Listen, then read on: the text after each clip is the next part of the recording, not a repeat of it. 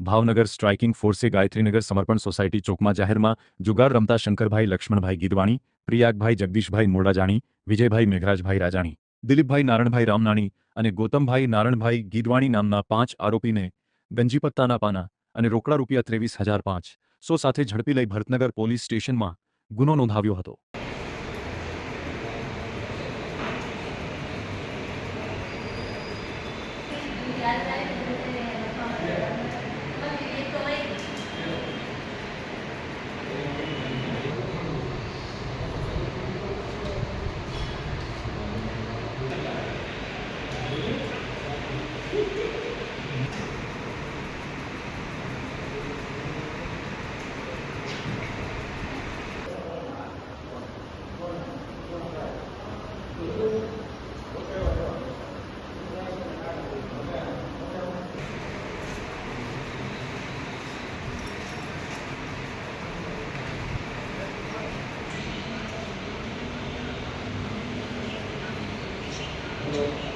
Yes.